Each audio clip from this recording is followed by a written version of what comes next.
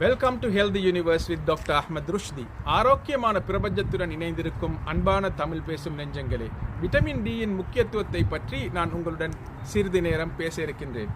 Vitamin D எங்களுடைய வாழ்க்கைக்கு மிகவும் முக்கியத்துவமான ஒரு கொழுப்பிலே கரையும் ஒரு விட்டமினாக இருக்கின்றது. இது எங்களுடைய தசை எலும்புகள் உறுதியாவதற்கும் பற்கள் உறுதியாவதற்கும் மிகவும் முக்கியமானதாக இருக்கின்றது. உங்கள் உடம்பிலே கால்சியம், பொஸ்பரஸ் போன்றவை உறிஞ்சப்பட வேண்டுமானால் உடம்பிலே விட்டமின் டி கட்டாயம் இருக்க வேண்டும். ரிக்கட்ஸ் மற்றும் ஒஸ்டியோமலேசியா போன்ற நோய்களும் வயதாளிகளிலே ஒஸ்டியோபரோசிஸ் போன்ற நோய்கள் வருவதையும் தடை செய்வதற்கு விட்டமின் டி மிகவும் அவசியமாகும்.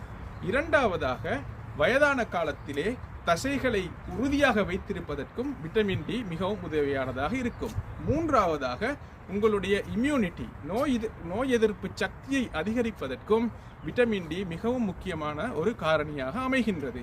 மற்றும் குளிர்காலங்களிலே யூகே போன்ற நாடுகளில், யூகே, ஆஸ்திரேலியா, கனடா மற்றும் நியூசிலாந்து மற்றும் ஐரோப்பிய நாடுகளிலே சீசனல் எஃபெக்டிவ் டிசார்டர், அதாவது அந்த காலகட்டத்திலே மக்கள் டிப்ரெஷன் அல்லது மூட் டிசார்டர் உருவாகி வருகின்றது. இதை தடுப்பதற்கும் விட்டமின் டி உதவியாக இருக்கும் என்று கருதப்படுகின்றது.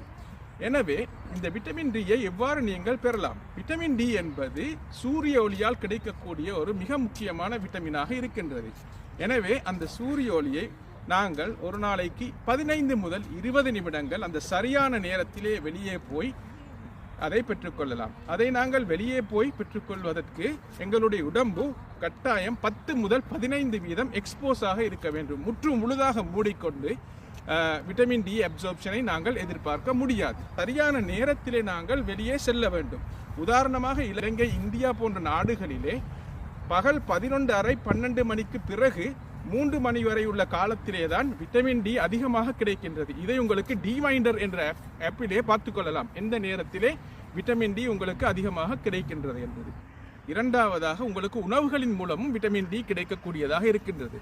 உணவு வகைகளிலே மீன் உணவு, கடல் உணவு விட்டமின் டியை அதிகமாக கொண்டது. விசேஷமாக சாமன், மெக்கரல் போன்ற மீன் வகைகளிலே விட்டமின் டி அதிகமாக காணப்படுகின்றது. பால் மற்றும் முட்டை, மஞ்சள் கரு போன்றவற்றிலும் விட்டமின் டி ஓரளவுக்கு உங்களுக்கு கிடைக்கக்கூடியதாக இருக்கின்றது. எனவே நாங்கள் எங்களுடைய வாழ்க்கையிலே விட்டமின் டியை பெற வேண்டுமானால் முதலாவது வீட்டிலிருந்து வெளியே வர வேண்டும். வெளியே வந்து அந்த சரியான நேரத்திலே நடக்க வேண்டும் அல்லது நின்று கொண்டாவது இருக்க வேண்டும்.